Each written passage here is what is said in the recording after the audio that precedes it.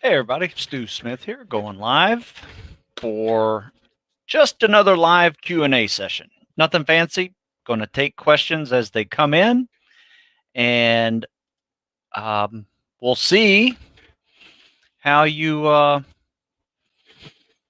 you handle my answers. Most of the time, I'm pretty nice with this type of stuff, but yeah, give me some good questions. I'll give you good answers, and if I can't answer it fully, I will stick articles that I've already written into the description below. And you can check that out as well. So, with that, I don't know if you guys saw my last podcast, number 202 for the Tactical Fitness Report.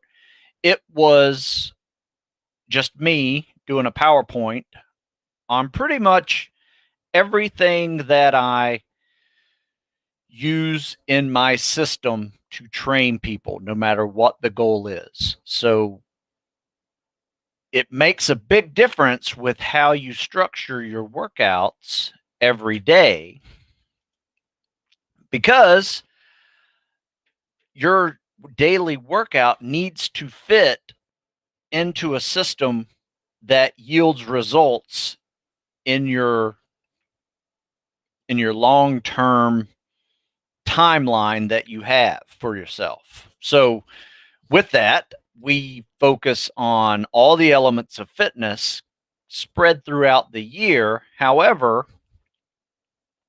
we focus on certain elements that work well together in different seasons. So, for instance, we just got through lifting all winter, fall and winter.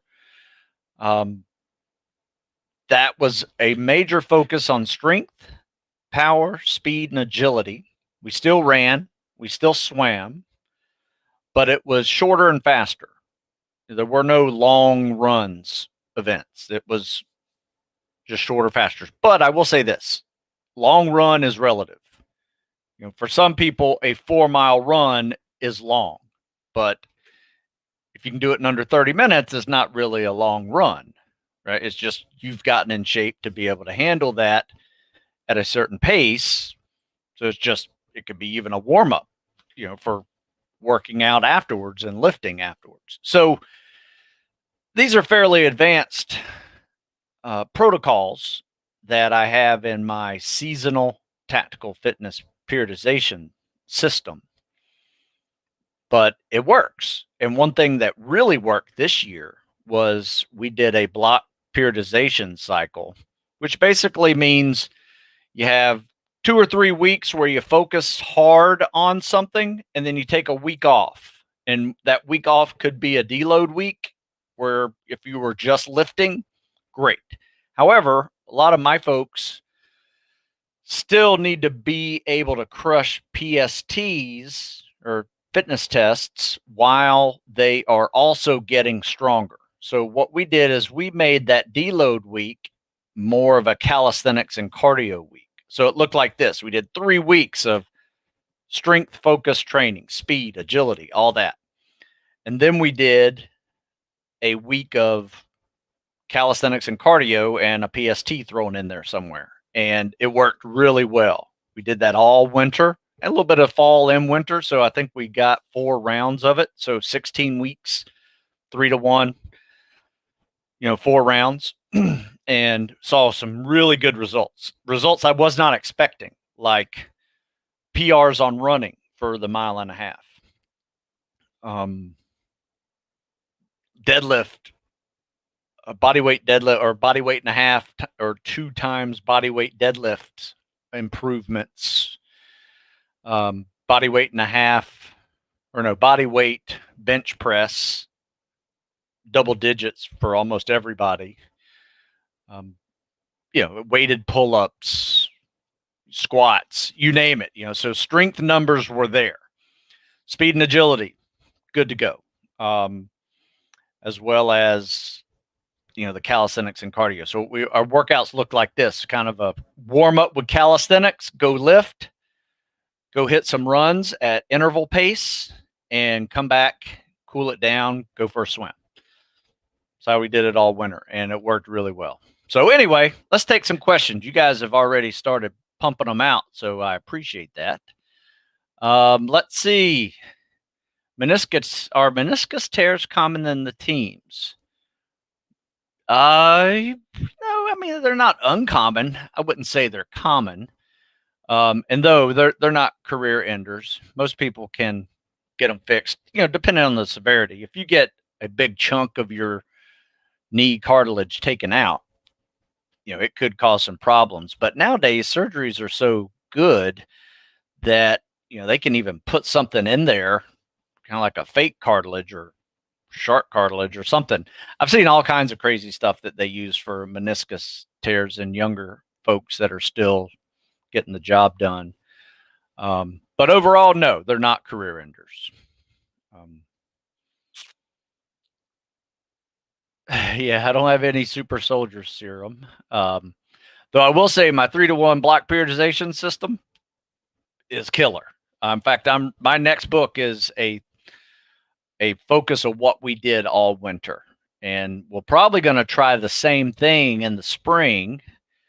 So imagine this, right?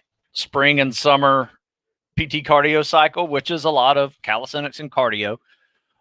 But we'll throw some supplemental lifts in there just to kind of maintain. But this cycle, instead of doing, straight through for 16 weeks or more of calisthenics and cardio, we're going to mix in 3 weeks calisthenics cardio, pull back a little bit, let everybody recover from the high repetitions and the higher mileage, and we drop the miles and we work on some strength. We're just testing it out. I'm not sure if it's going to work the same way it did in the winter. Naturally assuming it would. Maybe it won't. I don't know. We went into it with a 4-to-2 cycle, and that was a little bit too much. 4 weeks of strength and 2 weeks off with calisthenics cardio wasn't the right answer, but a 3-to-1 worked really well. Had a few friends give that suggestion. I thought that was a really smart suggestion, and we went with it, and it worked really well. So that's my next book. I'm writing it right now.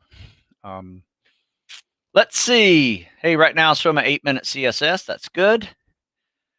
Already contracted. I've only been swimming 3 or 4 days a week, 2 days with fins, usually 1 or just 2, just 500 yards CSS, 500 yards, 10 strokes per breath. Yeah, I would slowly start adding time to that swim with fins. That's going to be the most important.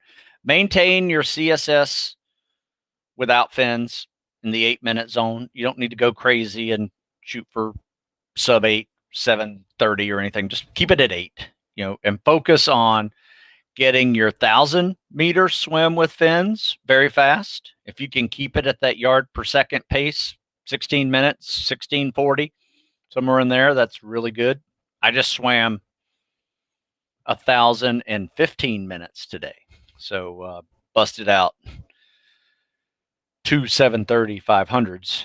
And then the last 2, I did it at 8 minutes. So 2,000 yards swimming, about 30 minutes, 31, 32 minutes. But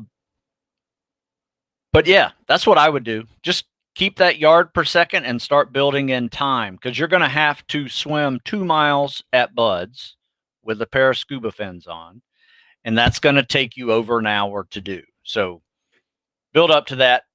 We do swimming with fins on leg days, so that's how I would probably place that in there.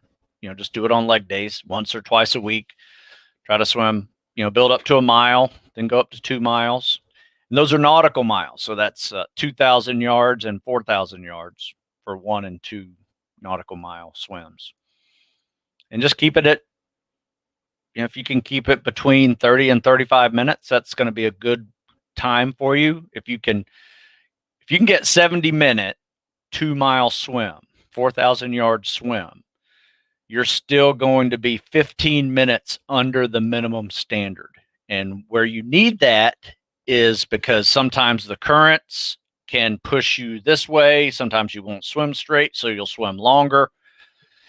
So you need that kind of buffer from the minimum standards. Now, you'll probably be in the top 10 or 15% if you can hit it under 70, but you have to swim straight and you have to go with the currents the way they allow it. So when you swim for that long, you need some form of strategy, whether that is swimming 5 minutes on your weak side, 5 minutes on your strong side. You got to work both sides with that one. But yeah, that's good. That's what I would do. How long should you transition between slip on the fins versus the booty scuba fins take? Huh? I don't know. I mean, a minute or two? Are you talking about holding your breath, doing ditch and dawns? And you should probably get it in under a minute because you're holding your breath the whole time. I mean, usually we'll swim 500 yards without fins, put on our booties and fins, and maybe be a minute, sip some water and go to swimming. I've never really timed the transition, but it's you're not waiting around. Get it done. My pool does not allow clothed swimming. That sucks if you're going recon for sure.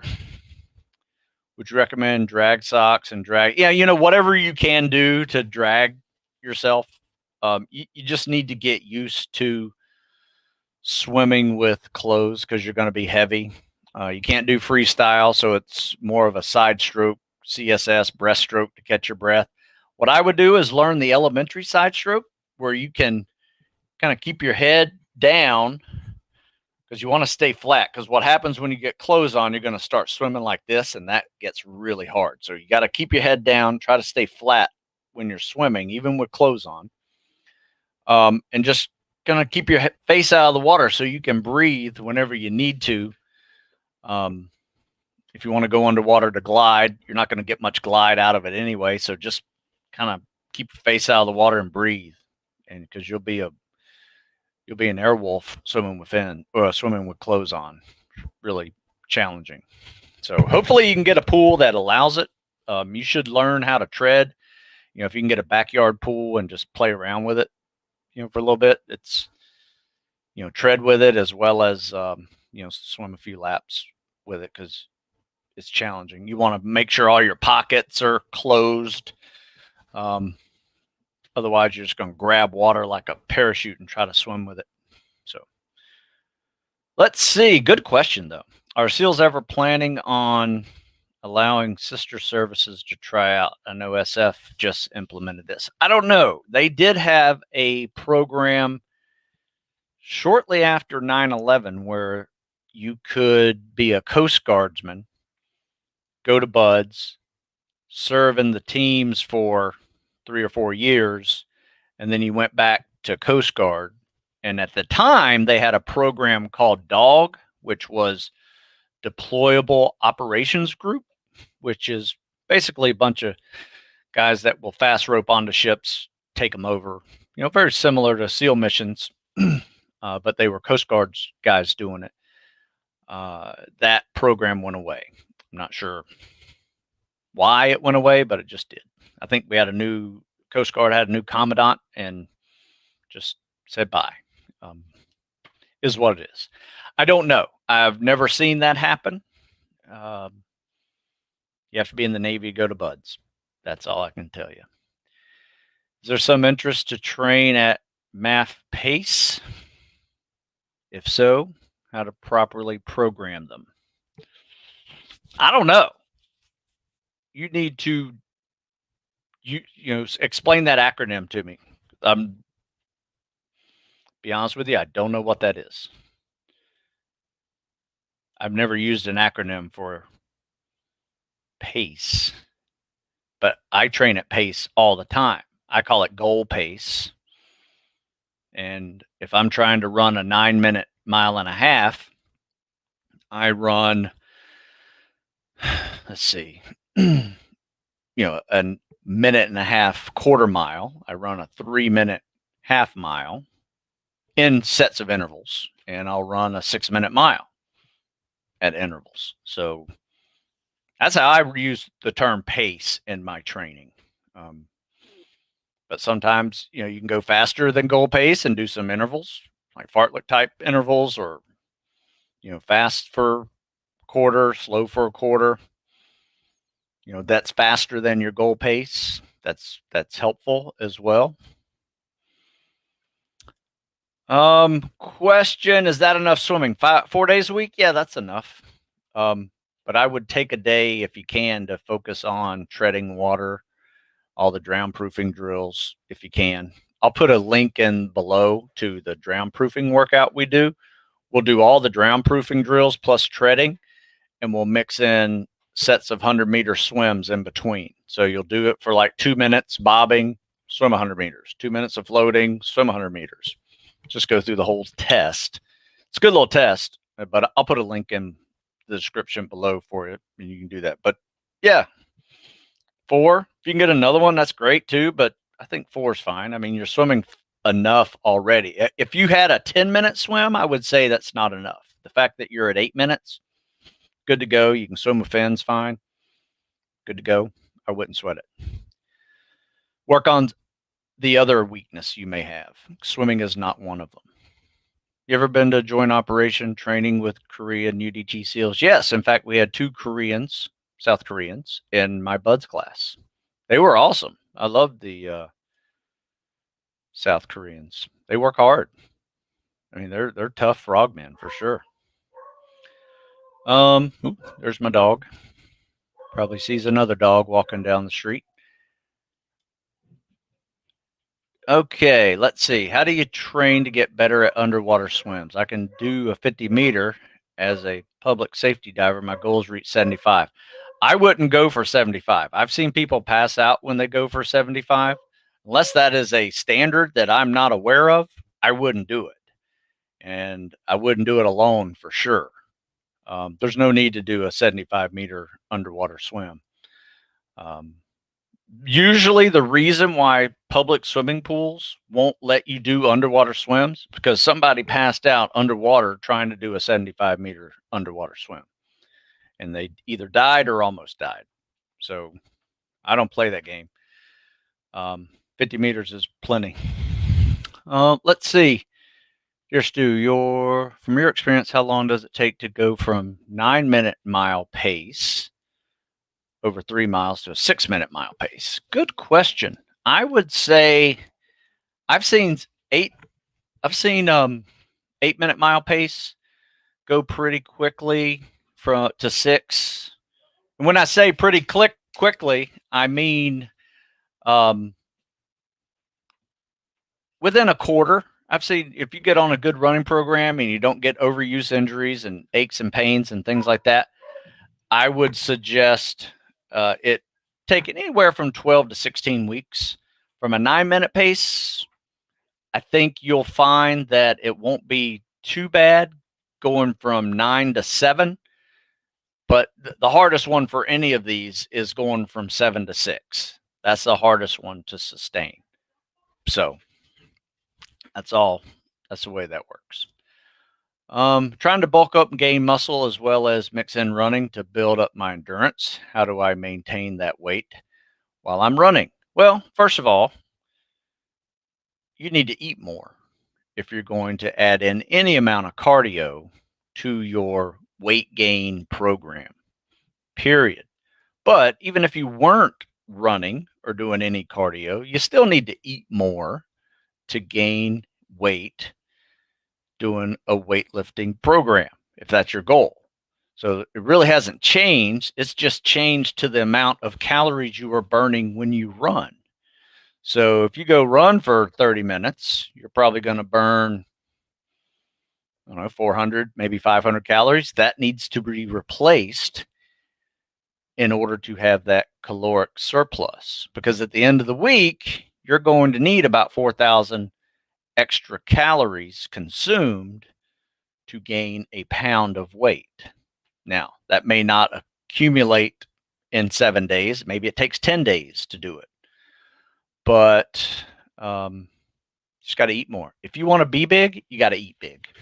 And if you want to maintain your running, you got to keep running or doing some form of cardio.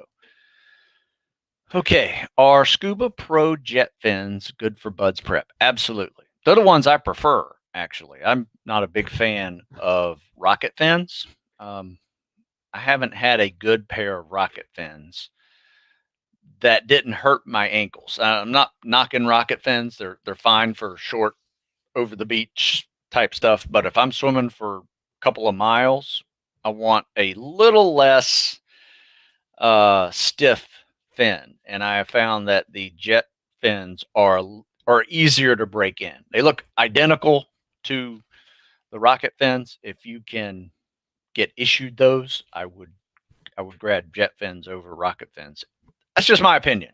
Um, that's coming from someone with pretty weak ankles. I prefer the jet fin. In terms of getting your ankles used to scuba fins versus the slip-on fins, instead of just starting with big scuba fins, how long or how many swims do you recommend? It kind of depends on you. I like the slip-on fins personally right now for my swimming. But over the summer, I'll probably add in some more scuba fin swims, especially if we do some open water stuff. They're better at fighting currents than the little slip-on fins. But it takes some time. I have seen it take anywhere between 4 to 6 weeks before your ankles to stop hurting. And that's swimming with fins a couple times a week. The way we do it with the individual workouts is you just do a warm-up swim without fins, and then you put on your fins and go until your ankles hurt. Stop, take off your fins, swim some without fins for 10 minutes or so, put them back on, see if you can go a little bit longer. As you do that every day, it's going to get a little bit better. So, but yeah, usually takes 4 to 6 weeks before your ankles to quit hurting, in my experience. Are rocket fins good? Yes, they're fine. I just don't prefer them. I prefer the jet fins. What is the purpose of split fins for people with really weak ankles who don't swim a lot with fins, but they like to scuba dive? Maybe they're more of a scuba diver fin. Because I tell you, if you like to scuba dive and you don't get your ankles used to um,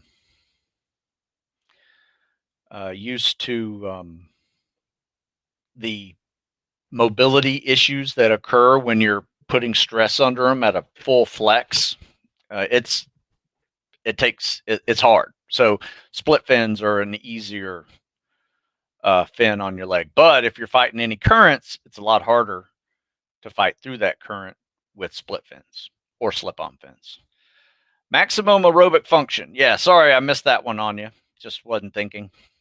Based on Metaphone Formula 180 minus age. Yeah, I mean, yeah, you can do that. That's a very advanced version. The 220 minus the age is probably a little more wider accepted. Maybe not in elite athletes, but within the tactical world, the Curvonian formula is better. 220 minus the age. But yeah, you could push that number. 180 minus age, minus my age, I would be at like 130, and just focus on for me, that would be a pretty slow run at 130. I'm usually pushing 150, 160 if I'm, in the 7-minute mile zone. Probably going greater than 8-minute mile if I'm at 130.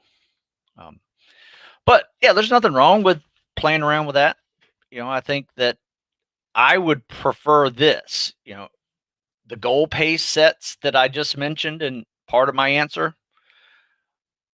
If you can run your 400s at an aerobic rate, that's going to mean that's a sustainable pace for you for a mile and a half, or for 2 miles, or for 3 miles. You just have to build up that aerobic capacity to do that. And playing around in that heart rate is a good way to do that. So, yeah, it's not a bad one. In an old podcast, you recommended The Supple Leopard. Yes, it's a very good book. It is a reference guide to activity to get a little more flexible and mobile, and just to work out aches and pains. It's like the encyclopedia for me of mobility exercises, and I can't do the same one twice in a year. I mean, there's so many options in there. How do you get over addiction? I don't know, man. That's, usually the best way to do that is to replace a bad habit with a good habit. And that's easier said than done, I know, but we are creatures of habit. If there's a certain time that your addiction requires you to address it, that is the time you need to think of something else to do. Maybe go for a walk, maybe go for a jog, maybe ride a bike, something like that. But I am not the expert in that. I just know bad habits have to eventually be replaced with good habits. Otherwise, you're either going to waste a lot of time and a lot of money if you're in business, as well as your ability to recover gets diminished significantly by alcohol and drugs. You think you're knocked out sleeping, but you're not sleeping. Your brain does not actually respond in a recovery process when you're blacked out. So you're not recovering. So you're missing out on sleep, on top of being dehydrated and all the stuff that follows. So once again, good habits have to replace bad habits somehow. Doesn't have to be anything fancy. It could be, like I said, just when you're feeling like you got to do whatever you got to do, go for a walk away from the world that is addictive. Thoughts on lifting during sports seasons for high school athletes? I think it's good. I think it's a different process. I mean, if you think of what periodization is, I mean, if you've been an athlete and you've never heard the term periodization, I guarantee you've been on a periodization cycle. So what'd you do before season? You probably lifted, worked on those elements of fitness that you needed. So for me, high school football during the summers, it was speed, agility, power, strength, mass, try to get a little bigger, stronger, faster. But during the season, you're really in a kind of lick your wounds phase where you want to do some mobility work, something easy, non-impactful, but you want to lift to maintain some strength. So it was this kind of easier version of what you did over the summer. And then after the season, you either played a different sport that got you a whole different set of elements of fitness probably, or you went back to the weight room and started rebuilding over time. So that is a periodization cycle when it comes to athletics. The way we do it with tactical fitness is you have to address the same type of issues, but there is no off season in tactical athletes. In these jobs of military, law enforcement, and firefighter, there's no off season. So you have to create your own off season by doing these pieces of focusing on your speed and agility in one cycle, your strength, agility, strength, power, speed, and agility in one cycle, your muscle stamina, endurance in the other cycle, and kind of a mix of two, maybe in the transitions of cycle, the way I do it anyway. So there you go. Hope that helps with answer. But yes, lifting is definitely a good thing to do, unless you're like a cross country runner. Probably the last thing you want to do is go crazy lifting heavy in the middle of a cross country season. So it also depends on your sports. Why is my usual dominant right hand side for CSS weaker than my other side? Don't know. Seems like I get way more propulsion when my left leg leads my scissor kick. My right leg barely cuts through the water. I don't know. Some people are kind of a mix of both, left and right handed. Could be double handed. I don't know what it's called. So maybe you just on their leg side, it might just be stronger. I've seen some people who had maybe broken legs at one point have a weaker kick on their strong side. So could be previous injuries that are causing that weakness. But, just what it is. You need to figure out the strategy that's going to work for you when you do this programming. Okay, thoughts on magnesium at buds and if it's essential as they claim. Is it allowed? You know what I use? Let's see if I have a tube of it here, and it's really good. I wouldn't take it as a pill, but I would take it as a rub or topical solution.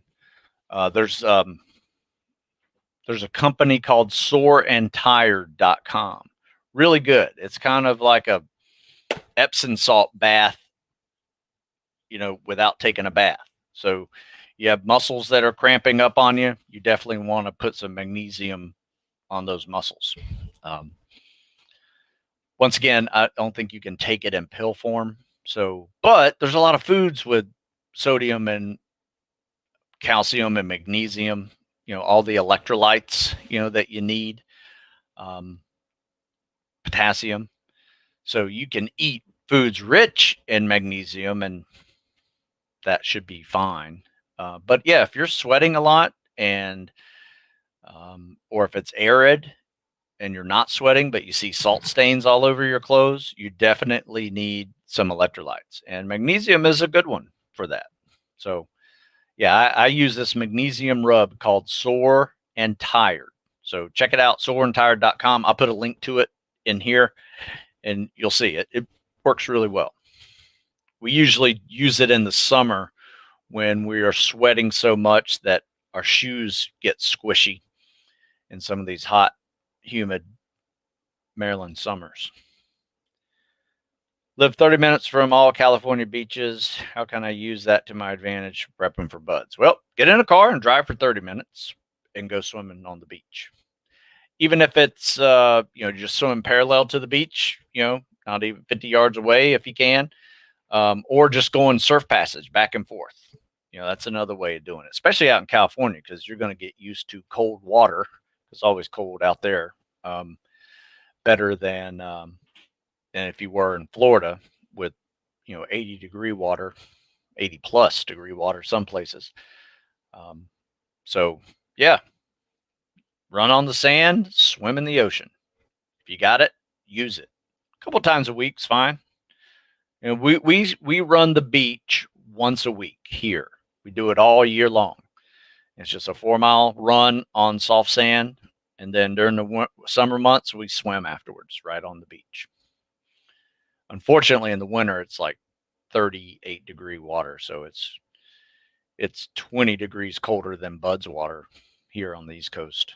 But Bud's, even in the winter, probably gets down to about 58 maybe. But in the summer, as high as it gets is in the 70s, maybe 70 flat. Rarely gets above 70. Any advice for someone joining the Navy? Whew, I got tons of advice for people joining the Navy. I'll put a link in there for you. Depends on what part of the Navy you're joining. If you're just joining to be a regular Navy guy, that's a different answer than it is if you're wanting to go special ops. So check out stewsmithfitness.com and you will see plenty of articles on that process, as well as programs that help you pass a basic fitness test or the spec ops level fitness test.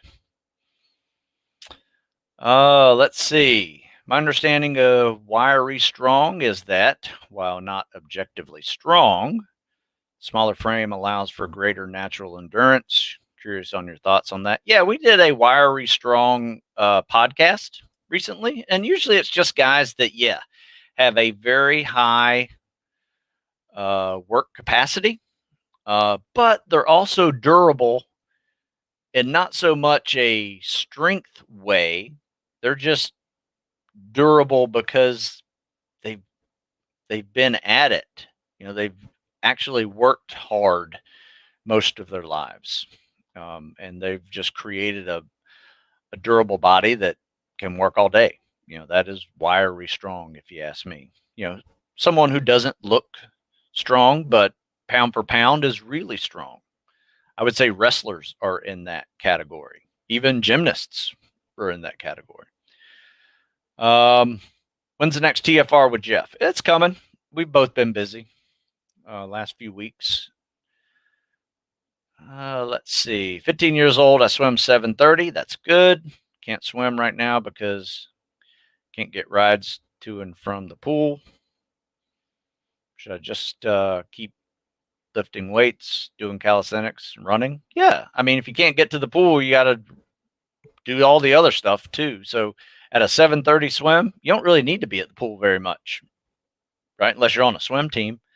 I wouldn't sweat it too much right now and get better at all your other stuff. I mean, you're 15 years old, probably still growing. I mean, not probably to it. You are still growing. So build up some strength, build up some mass, work on your running. Yeah, swimming will take care of itself if you can do that at 7:30. 15 years old, I couldn't even swim 2 laps at 15 years old. So I wouldn't sweat that too much. For a big guy, 280 plus, who does not run, do you recommend start getting the mileage in first, or would you recommend to start the interval first? Well, first of all, at 280, I would be on a bicycle, elliptical, rower, or swimming pool before I attempted any amount of running. Now, if you are an athlete and you have played football at that weight and you've done some running, that's a different story. I'd probably keep you at kind of low on the mileage, maybe a mile a day, but a ton of non-impact cardio because you got to lose that weight. And your knees will thank you for not running on them at 280 for a lot of mileage. But yeah, hit some fast-paced stuff. I think that's fine. Hit your quarter mile intervals at 90 seconds, 145 or 6-minute pace. See if you can do that, but limit the mileage total per week where you might do, let's say you do an hour of cardio a day, 7 days a week. I would only run 5 days a week at maybe a mile a day. Everything else, non-impact cardio.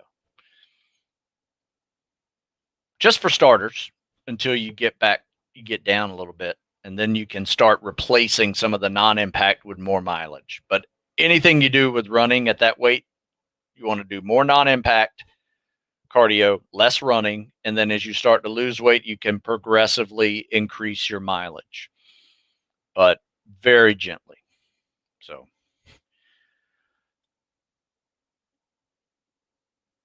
let's see. What's your opinion of CrossFit for training for buds? I actually wrote an article on it. I would say if you like CrossFit, good, keep doing it. I think CrossFit has done more good than harm. But I'm not a CrossFitter. It gets people to work out that maybe normally wouldn't. Group peer pressure, but it also, can get people hurt because they do too much too soon, too fast, and they hurt themselves. Poor technique. So you have to be careful with that. So you want to avoid being hurt. But if I were you and you're preparing for buds, I would use CrossFit as a warm-up, right? There's no 30-minute gym routine that's going to prepare you for a day of SEAL training. So you need to be focused on getting to the training by crushing the PST. Your workout should look like the PST. And when you're trying to get better at running and higher repetition calisthenics, heavy lifting don't mix. So you might want to lay off of that. Maybe do more of the calisthenics-based CrossFit workouts in that phase. And then as you are preparing for buds, that means you're going to be doing longer runs, 4-mile timed runs, 7-minute pace is recommended. Going to be 2-mile swims with fins. Both of those, if you did both of those in one day, that's an hour and a half of training. So you got to put in the time, period. So yeah, use it as a warm up, go do your calisthenics and, get your mileage in on your run and your swims. That's going to be a total workout for you. CrossFit alone will not do it, period. It'll get you good at CrossFit if you do CrossFit. Let's see. Some of you guys are answering other people's comments and questions.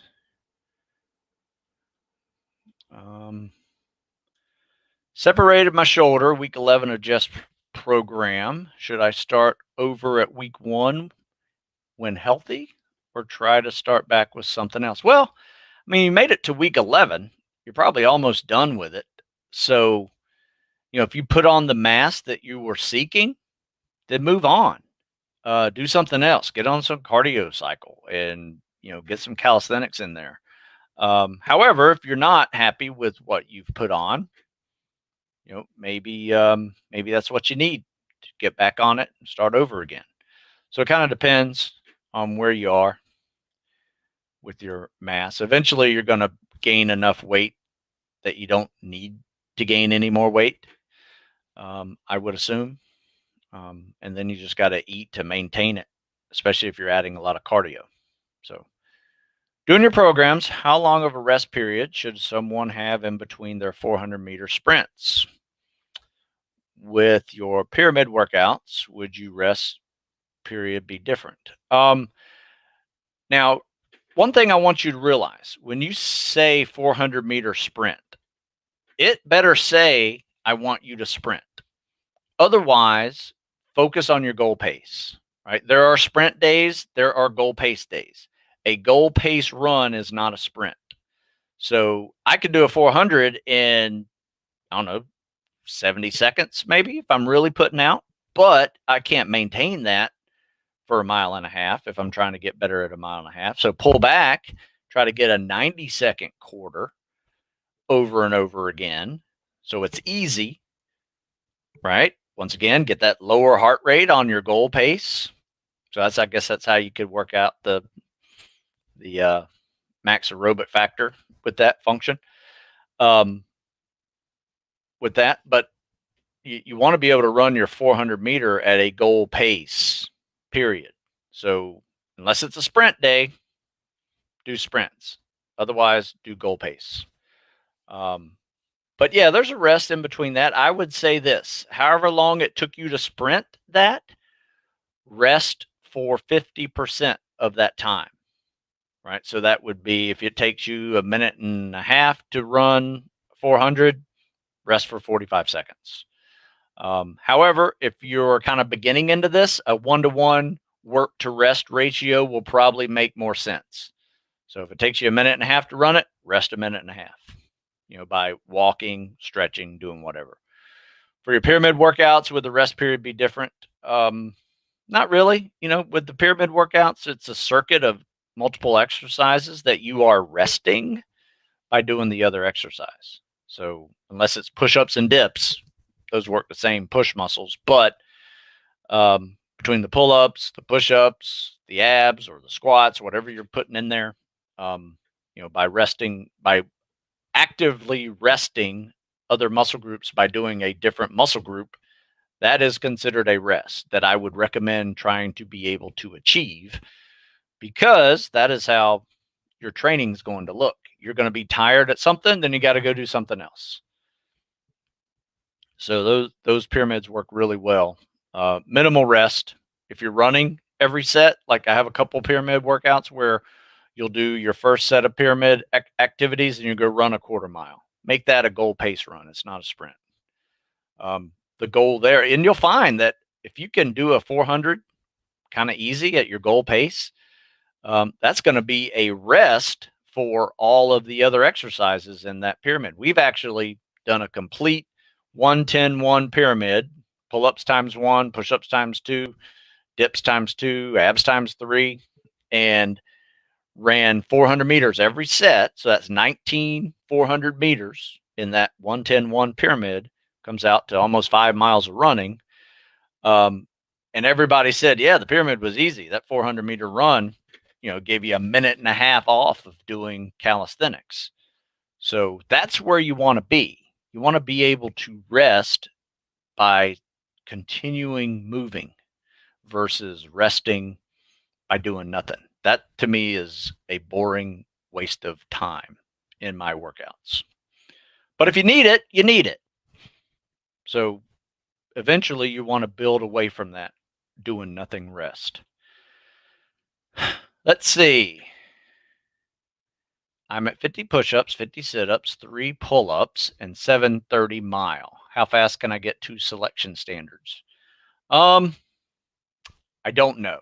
I would say it would probably take you a year to not only get a better PST, that may be 6 months, but then you'll need 6 months to get in selection shape because it's not just a PT test. You got to, depending on your selection, it's a run, it's a ruck, it's a swim, long days of work. If you look at the article I wrote called Assessment Tool to Get to and Through Selection, that's a better assessment of you being able to get to a certain number, and pull-ups, sit-ups, pull-ups, and mile time is only 1/10 of what you need to prepare for. So I'll put that link in the description below, but it's just an assessment tool to get to and through training. Jeff and I did a podcast on it. I wrote an article on it as well. Heard you once saying fall, winter time should be focused primarily on strength, spring, summer on cardio. I don't remember it precisely. Could you elaborate? Yeah, that's what I just did on my last podcast 202. It is, I'll put a link in here, seasonal tactical fitness periodization. It is my system. It's a way to train, not the way to train.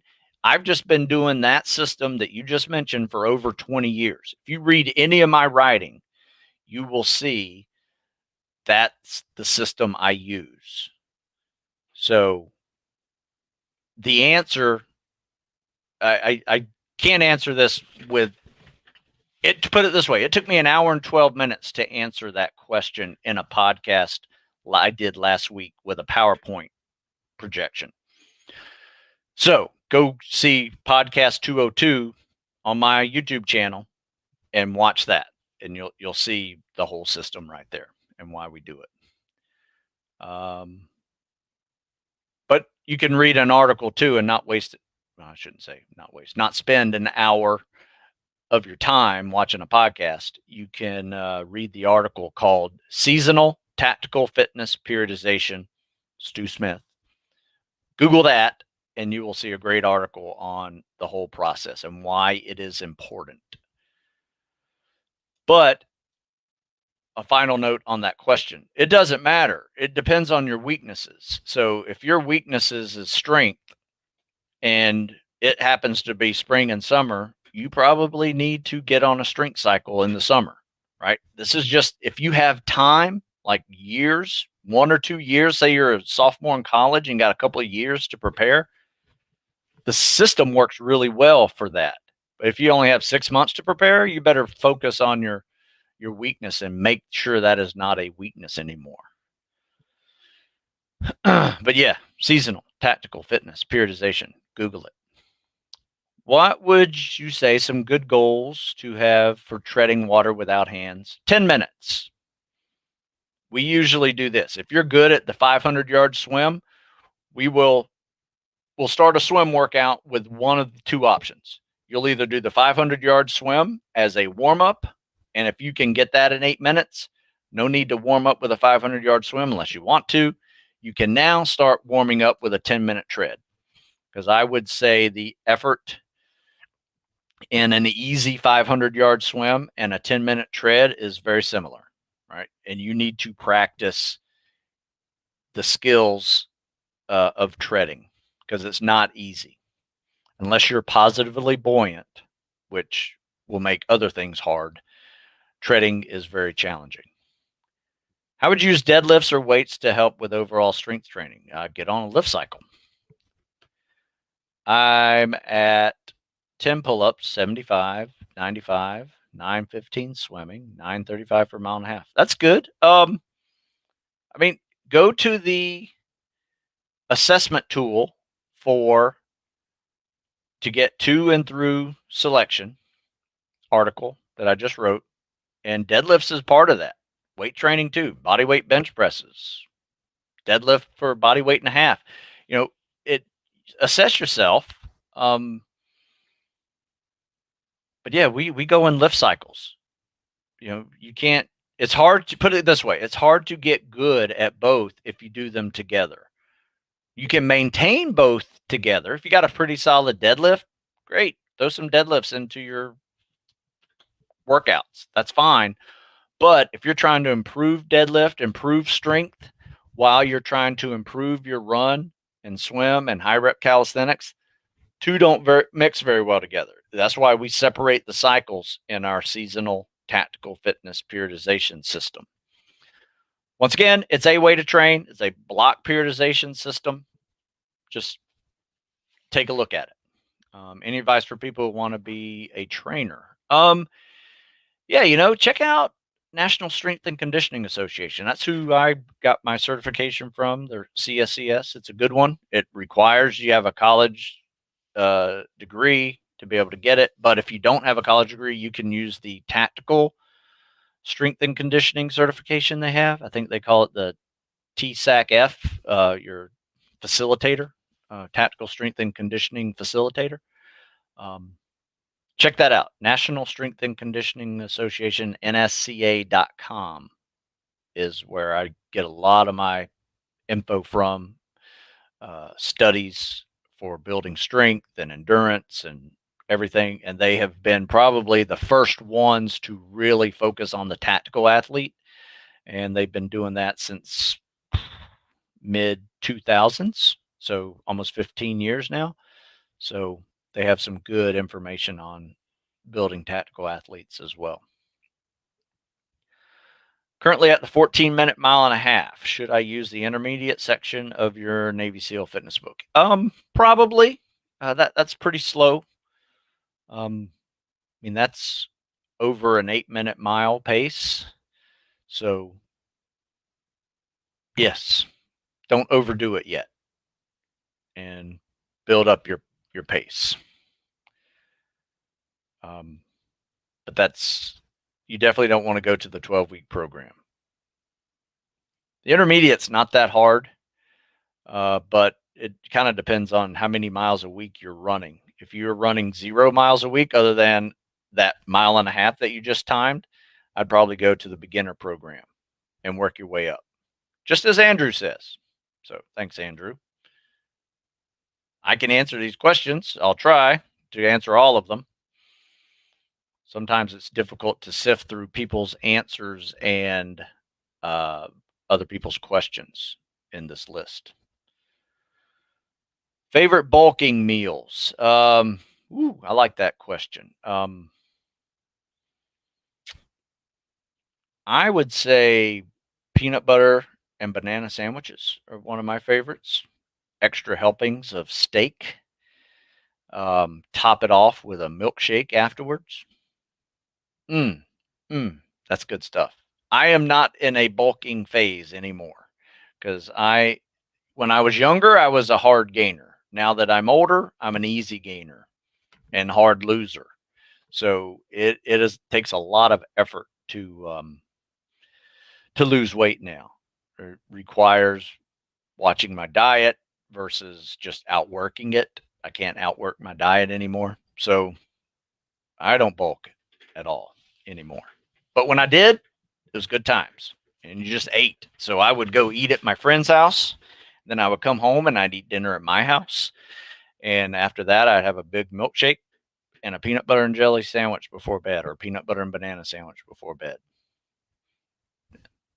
And I got big. I got strong. Is there a book for people already at basic standards? Yeah, I have I'm assuming it depends. It depends on what you're training for. I have Army books. I have Navy books. I have tactical fitness. I have calisthenics and cardio. All of those have kind of a system in it that, depending on where you are, you can start at the beginner, intermediate, or advanced level.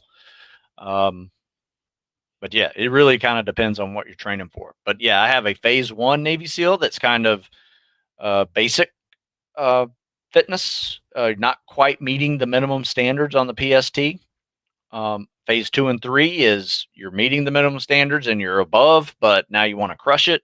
And then phase 4 is just like first phase. It's Hell Week training stuff. So it's a different program. But then Complete Guide to Navy SEAL Fitness also has a beginner, intermediate, and advanced program. So it depends on where you are on that level where you start off. So yes, there are many books. Okay. What would be some recommendations for people who need to learn to run on rough terrain, simulate beaches or sand without the sand or beach in your city? You know what I did? I had a field that a farmer had just plowed, and I would run on a field, not where he was growing crops, but around the outside of it. And then I found during the summer, there's this river that would dry up, and I would run on the riverbed for a couple of miles back and forth.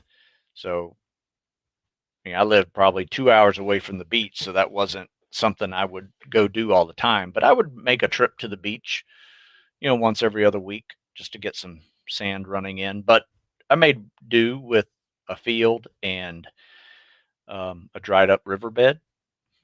So just get creative. I've seen some people get on a run back and forth on a sand volleyball court. They had 2 of them lined up side by side, and he just run in a big circle on the 2 volleyball courts. So got to do what you got to do to get used to it. All right, a few more questions. Man, almost an hour. That's kind of flown by here. What would you recommend for someone who wants to be a trainer, personal trainer, but in the tactical fitness? I mentioned it earlier. Go to the National Strength and Conditioning Association, nsca.com, and check out their tactical strength and conditioning facilitator certification. It's really good. In fact, you'll get one of these handy books, and you read it from cover to cover, take the test, and you are certified tactical fitness conditioning facilitator. Let's see. How can I increase my sit-ups? Just do core exercises. It's the only thing I'm struggling with. Sit-ups is more of a hip flexor exercise than anything else. So, if you're using your abs and not your hips, you probably need to focus on some hip flexor movements. Hanging knee ups is really good. Flutter kicks, really good. But also, you got to practice sit-ups too. And because you might be able to get a good pace for 30 seconds. Let's say you do 20 in 30 seconds. That's pretty easy to do. But can you do 20 for 30 seconds for 2 minutes? So now you're shooting for 80 in 2 minutes. That's the pace you have to kind of get in shape for. So it is more of a conditioning issue on those hips and some abs too. But my advice is to practice them. I wouldn't do them every day. I'd probably do them every other day, but work on your time sets. Where people screw up sit-ups is they start off way too fast. Let's say your first 30 seconds, you get 30 or 35 in 30 seconds. That's very common, not that hard to do when you come out the gates. But the next minute and a half, you can't do that original number. So you don't even get 70. You might even get, below 60 because you just burned yourself out. That'd be kind of like running a mile and a half and sprinting the first lap in 60 seconds, which is a 4-minute mile pace, by the way, way too fast. So if you can do 30 in 30 seconds, that's 120 sit-ups in 2 minutes. It's way too fast. So drop it back a notch. See if you can get 20 in 30 seconds and see if you can score 80. I've had people fail the Naval Academy sit-up test, which if you didn't get 65 in 2 minutes, you failed. Then they came back the next day after me telling them you can take the test again tomorrow. But here's what I want you to do when you start out. You need to pace yourself. Start off slower. Come up and down up, down, real, come down fast. Don't waste a lot of, strength coming down slowly. Just come down, let gravity take you down, exert on the up. And they were able to get 80 the next day by doing that little method. So I didn't make them stronger in 24 hours, just made them a little smarter in 24 hours. So give that a shot and see how it works, with your pace first. And then if that doesn't work, you need to focus on your conditioning and just, practice more hip movements. All right, last question. This is a really good question. If I don't get to your question, by the way, what I want you to do is just send it to me, or post it in the either the YouTube channel, or if you're watching on Facebook, you can post it there. What's my number one tip for hitting a wall? I utilize your training program a lot. I could use extra tips for mental endurance for my next long plank pose. Good question. Make sure you're fueled. Make sure you are hydrated, because a lot of people will hit the wall simply because they run out of gas, and they run out of glycogen in their muscles and liver, and they've run out of blood sugar, and now you're getting dizzy and you feel like you're going to pass out.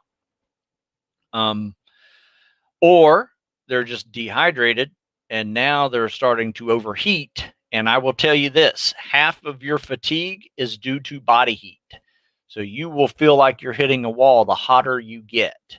So if you can find ways to cool yourself off, I do that a number of ways, not only drinking water, but I will pour it on my head, use a sprinkler, jump into a swimming pool, get back out, finish running. Whatever that is to cool myself down, that makes a huge difference. You'll get a second wind just by cooling yourself down. So make sure you're not overheated. Make sure you're fueled. That's probably number one and number two. The other one is go to your happy place and think of something else. Listen to some music. Have a buddy there who's talking to you. We do a 10-minute plank. With every minute on the minute, we do 10 push-ups. We call it death by push-ups, but it's actually death by plank if you think about it. But it's a 10-minute plank, and you stay in the plank, but every minute you get to do 10 push-ups. Kind of breaks it up a little bit. And when you have several people there talking, it goes by really fast. So have a buddy there talking to you, keep you distracted. So, all right. So that is all I got time for today. I appreciate all the questions. If I didn't get to them, please send them to me. Either send them to me by email, stu@stewsmith.com. I'll answer them personally. Or you can just leave them in the description or the comment section on Facebook or YouTube, whichever one you're on. But here's a little deal for you. If you stuck around this long, you can go to stewsmithfitness.com, use the code military15, save 15% on anything. Just giving you a deal. Thanks for sticking around. Thanks for asking great questions. I appreciate it. But once again, until next time, I am Stu Smith signing out. We'll see you.